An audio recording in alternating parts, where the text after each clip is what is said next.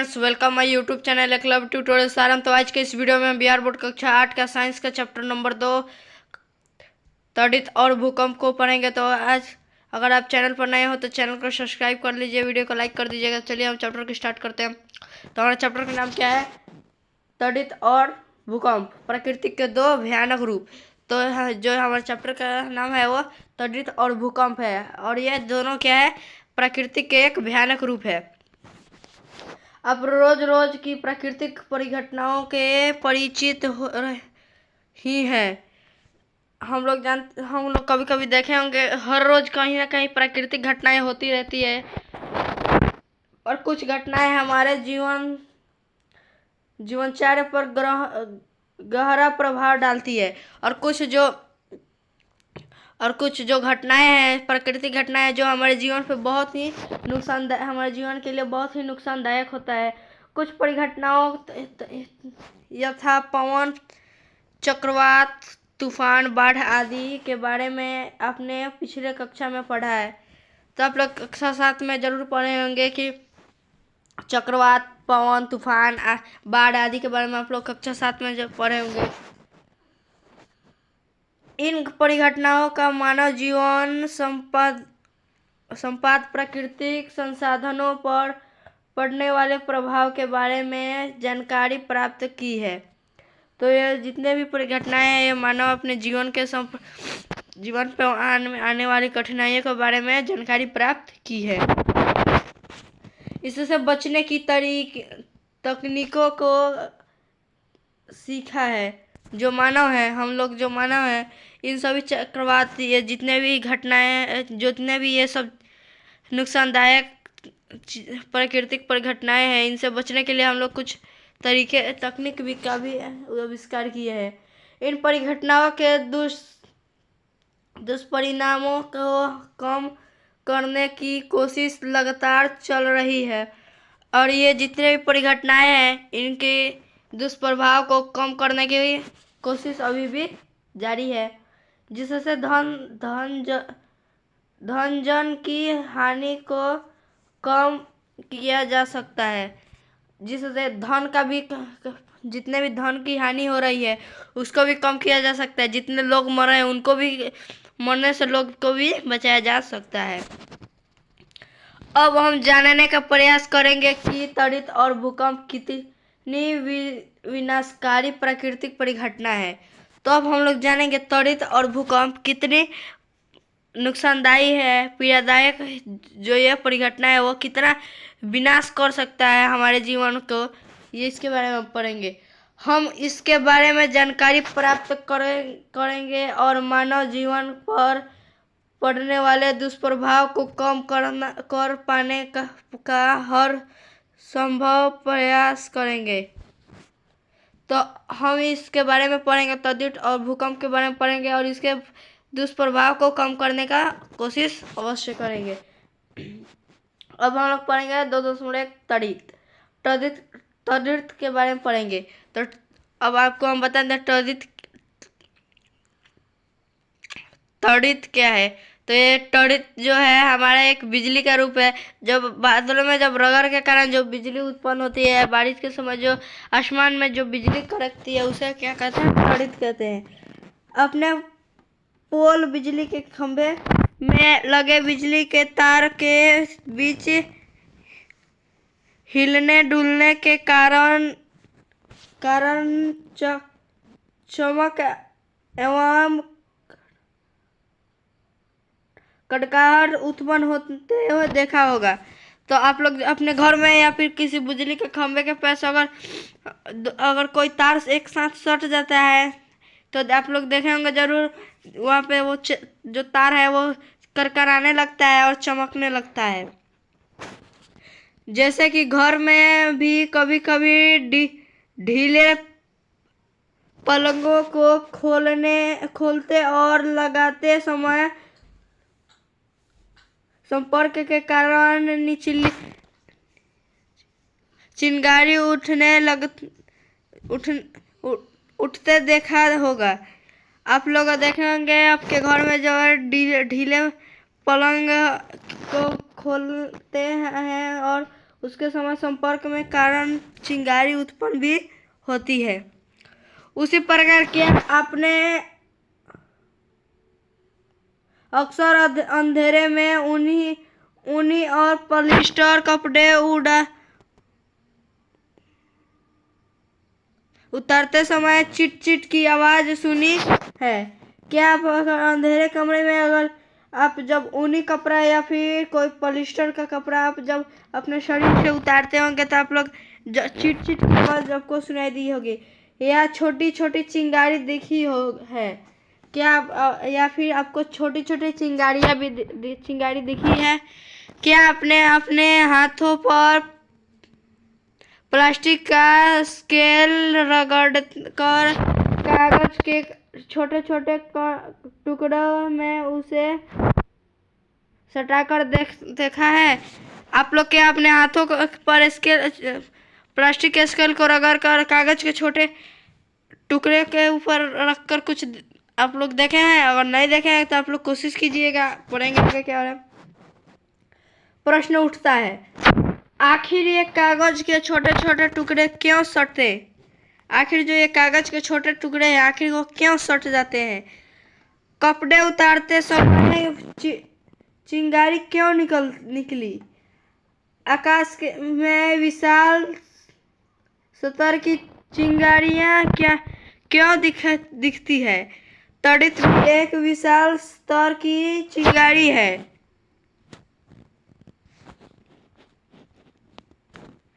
प्राचीन काल में लोग इन चिंगारियों के कारण को नहीं जानते थे। तो जो प्राचीन काल था उस समय लोग इन चिंगारियों के बारे में तो नहीं जानते थे। उस समय इतने जानकारी भी लोगों को नहीं थी कि वो इनको पहचान पाए, इनके बारे में जान पाए। और इसे प्रकृति का प्रकोप समझकर अंधविश्वास में भयभीत रहा करते थे। तो पहले के जो लोग हैं वो इसके जो तड़ित है इसके बारे में नहीं जानते थे। जब बिजली कड़कता तो लोग उसको अंधविश्वास मानकर उससे डरते रहते थे। हम अनेक क्रियाकलापों द्वारा यह जानेंगे कि रगड़ से विद्युत पैदा होती है। हम अलग अलग क्रियाकलाप के द्वारा हम जानेंगे कि रगड़ के कारण ही विद्युत पैदा होती है। और संपर्क में नहीं रहने के बाद भी एक वस्तु से दूसरी वस्तु की ओर प्रवाहित होती है। और संपर्क में जो वस्तु नहीं भी होती है तो पर भी वह एक वस्तु से दूसरे वस्तु तक प्रवाहित हो जाती है। इस प्रवाह को विद्युत उत्सर्जन कहा जाता है। और जो ये प्रवाह होता है इसको क्या कहा जाता है? तो विद्युत उत्सर्जन कहा जाता है, जिस कारण तीव्र प्रकाश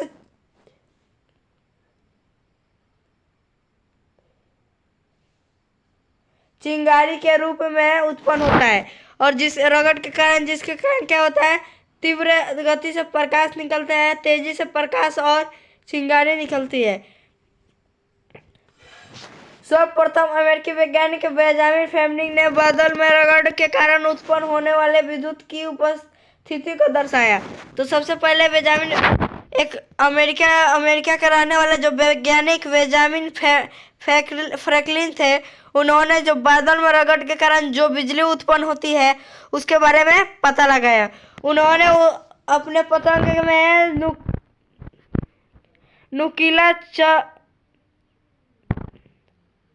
नुकीला चालक लगाया। उन्होंने अपने पतंग में क्या लगाया? नुकीला चालक, या किसी धातु का बना कोई चीज लगा दिया। जैसे मैं चाबी मान लीजिए लगाया। पतंग की डोर रेशम की थी। जो पतंग में जो डोर थी वो किस चीज की थी? तो रेशम की थी। नीचे डोर में एक धातु की चाबी बांध दी। उन्होंने क्या किया?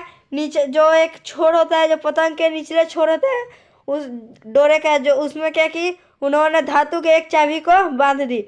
पतंग जब बादल के पास गया, जो पतंग जो था वो बादल के पास जब पहुंचा तो वहां से विद्युत आवेश नमी युक्त रेशम के धागे में संचारित होकर चाबी के में आया। उसके बाद क्या हुआ? जो विद्युत था वो नमी युक्त जो हमारे धागे थे उसमें होकर और नीचे आ गए, चाबी में आ गए। जब बेंजामिन उस चाबी के समीप उंगली ले गए तो उन्हें झटका लगा और चिंगारी दिखी। जो बेंजामिन फैमिली थे वो क्या किए थे, पतंग के नीचे एक धातु का बना एक चाबी को बांध दिए थे। उसके बाद उन्होंने क्या किया, उस पतंग को बादल के पास, जब वो पतंग पहुंचा तो उस बादल में से क्या हुआ, बादल में से बिजली प्रवाहित होकर रेशम के डोर में आ गई और वह रेशम के डोर से कहाँ पहुंची भी, तो वह चाबी में पहुंची। चाबी से उन बेंजामिन फैमिली जो थे वैज्ञानिक अमेरिका के, उन्होंने क्या किया, उसको छूने का प्रयास किया। तो जब उन्होंने उसको छुआ, चाबी के जैसे अपने उंगली से छुआ, तो उन्हें झटका और चिंगारी दिखाई पड़ी। यह अब तक पहली बार साबित हुआ कि आकाश में कड़क बिजली के कारण ही होता है। तो यह हमारा यहाँ से साबित हो गया कि आकाश में जो बिजली के चमकती बिजली कड़कन की आवाज आती है वो किसके कारण होती है, बिजली के कारण ही होती है।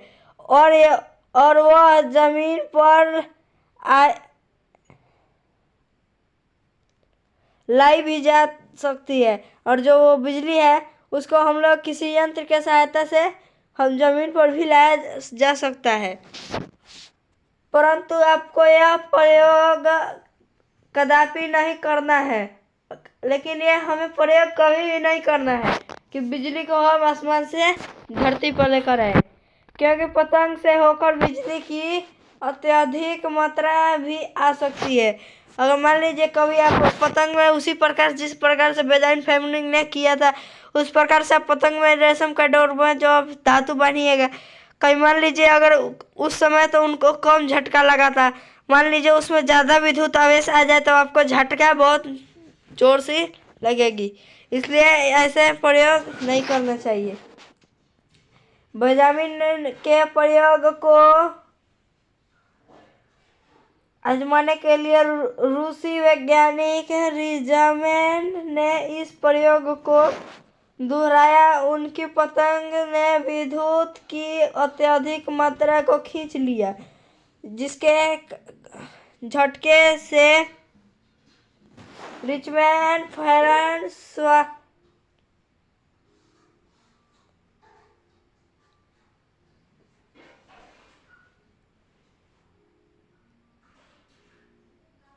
स्वाग्र सिधार गए।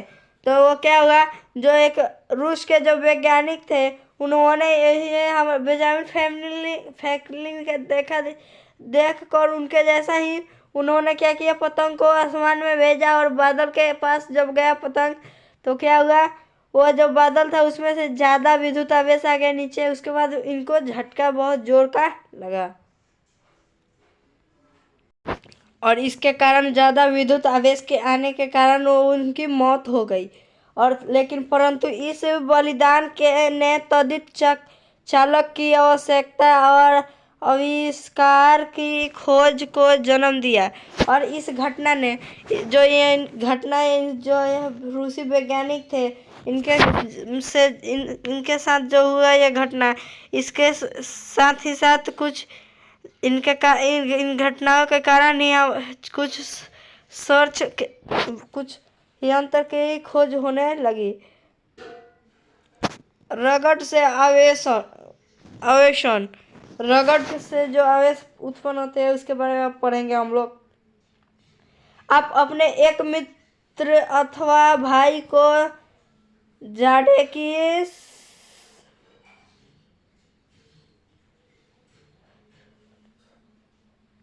शुष्क में स्वेटर पहनाकर प्लास्टिक की कुर्सी पर बैठाइए, उसे चप्पल भी पहने रखने को कहिए।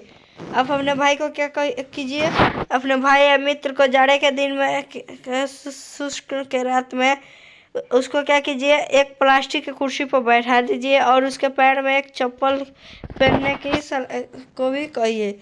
अब सूखी गमछी अथवा तौली उससे कुर्सी की पीठ को धीरे धीरे पीटिए, या रगड़िए। अब आपको करना क्या है, जो कुर्सी है, उस प्लास्टिक का जो कुर्सी है उसके पीछे वाले भाग को क्या करिए, रगड़िए या उसको जोर जोर से पीटिए। थोड़ी देर तक ऐसा करने के बाद आप टेस्टर उसके शरीर से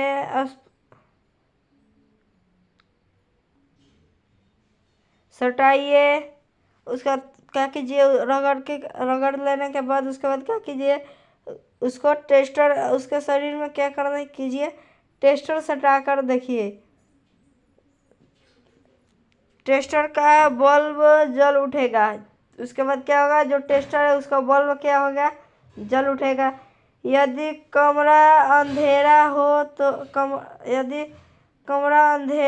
तो यह प्रयोग और भी रोचक हो जाएगा। और कमरे में अगर आपके अंधेरा हो तो जो ये प्रयोग है और ही रोचक हो जाएगा।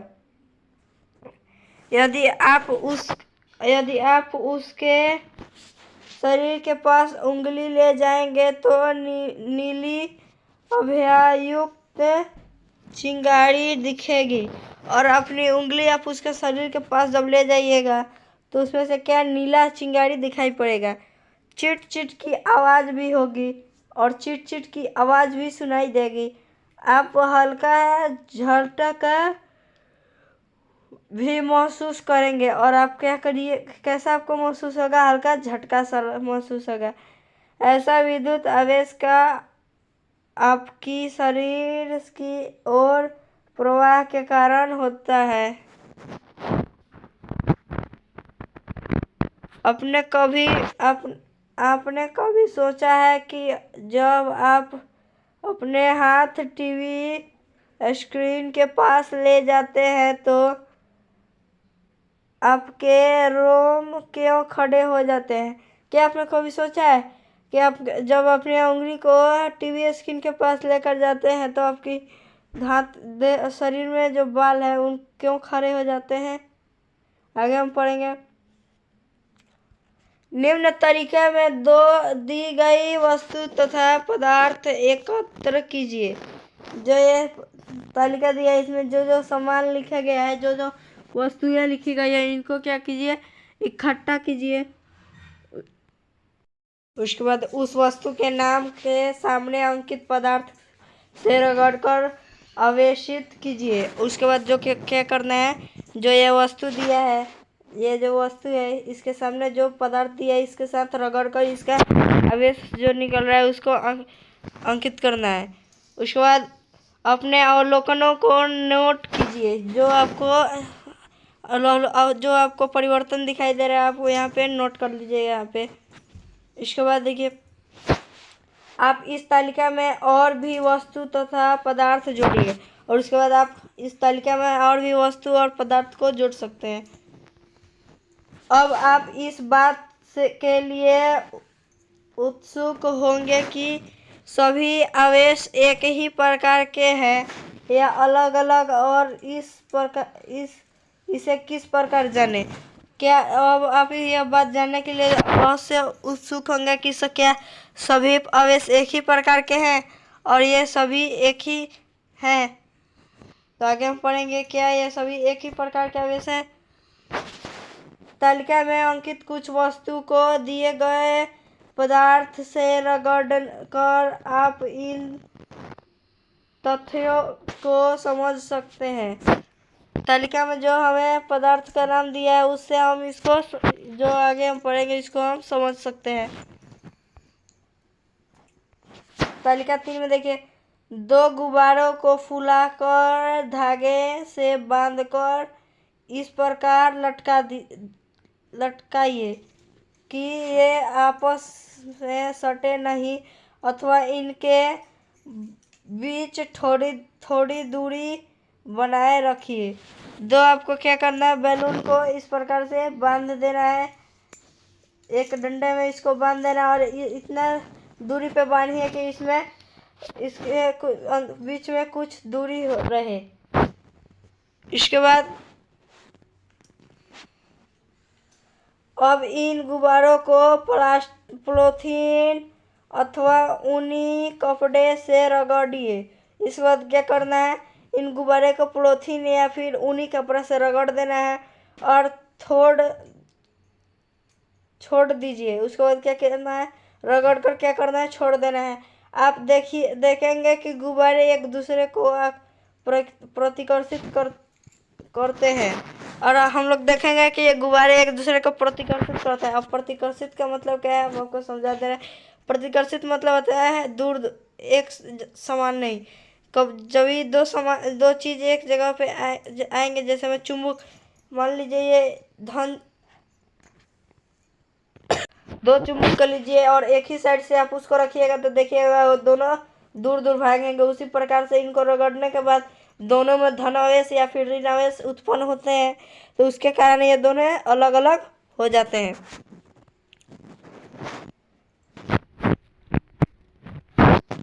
आइए इस क्रिया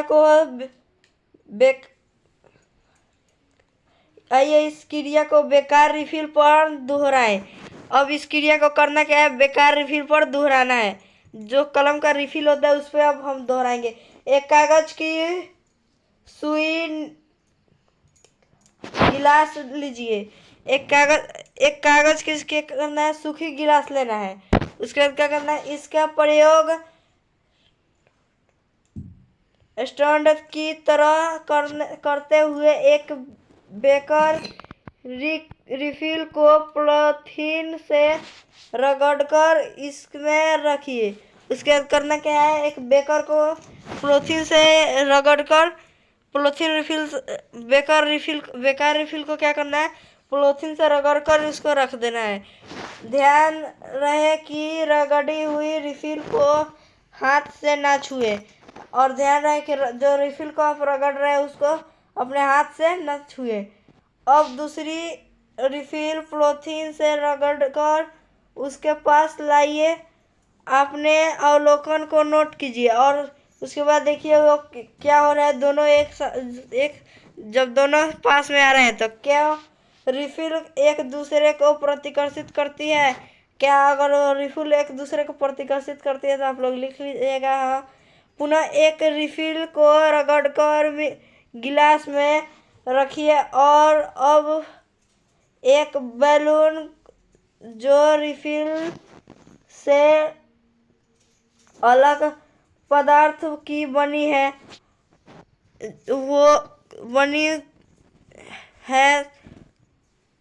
को पॉलीथीन अथवा ऊनी कपड़े से रगड़िए। और रिफिल में जो पदार्थ और जो उस छोड़ अन्य पदार्थ से बना है उसको क्या करना है, पॉलीथीन या फिर ऊनी कपड़े से रगड़ देना है। उसे गिलास में रखे आवेशित रिफिल के पास लाइए। उसके बाद जो गिलास में आप आवेशित रिफिल को रगड़ कर रखे हैं उसके पास आप लाइए।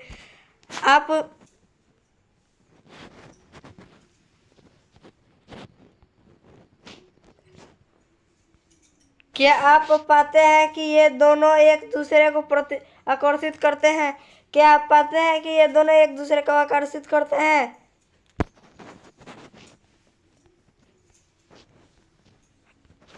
आइए इन तीन क्रियाओं को अवलोकन पर विचार करें। अब इन तीनों क्रिया के अवलोकन पर क्या करना है, विचार करना है। समान पदार्थ से रगड़े गए गुब्बारे ने एक दूसरे को प्रतिकर्षित किया। जो समान कपड़े से या फिर समान पदार्थ से जो भी एक गुब्बारे को रगड़ेंगे तो वो क्या करेगा, प्रतिकर्षित करेगा। समान पदार्थ से रगड़े जाने के कारण समान आवेश पाकर एक रिफिल ने दूसरे को प्रतिकर्षित किए और समान वस्तु से रगड़ने के कारण रिफिल पर समान आवेश उत्पन्न हुए, जिसके कारण फिर ये दोनों क्या हो गए, प्रतिकर्षित हो गए। उसके बाद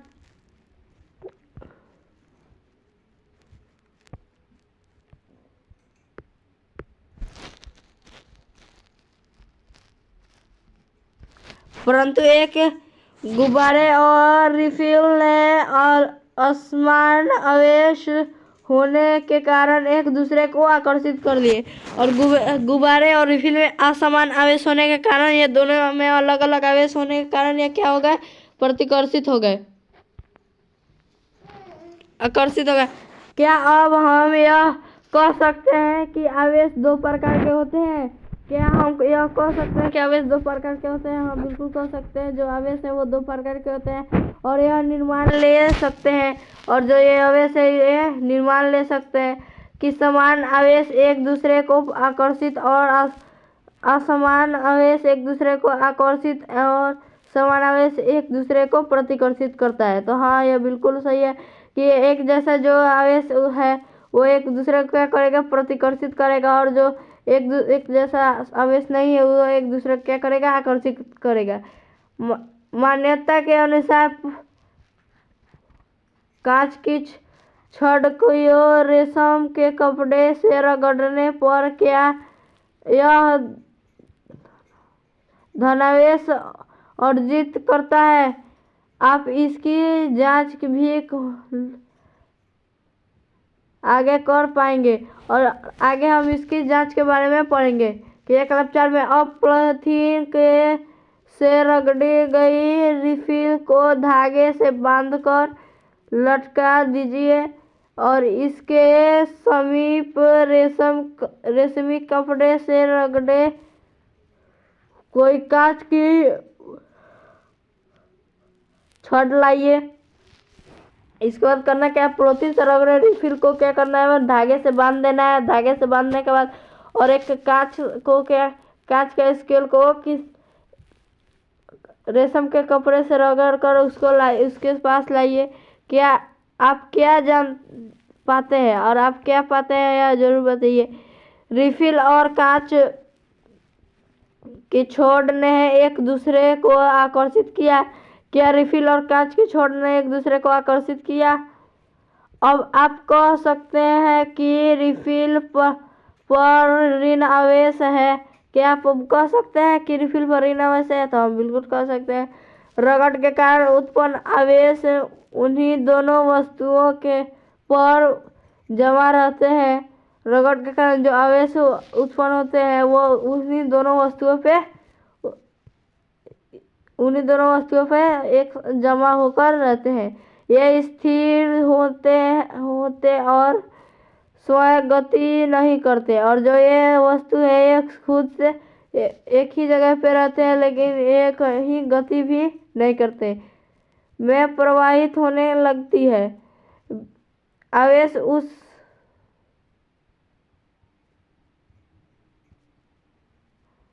अब कोई अनावेशित अथवा सुचालक वस्तु उससे सटा दी जाती है तो आवेश उस सुचालक में प्रवाहित होने लगती है, और कोई सुचालक वस्तु को उससे सटा दिया जाए तो उसमें क्या होता है, आवेश जो है प्रवाहित होने लगता है।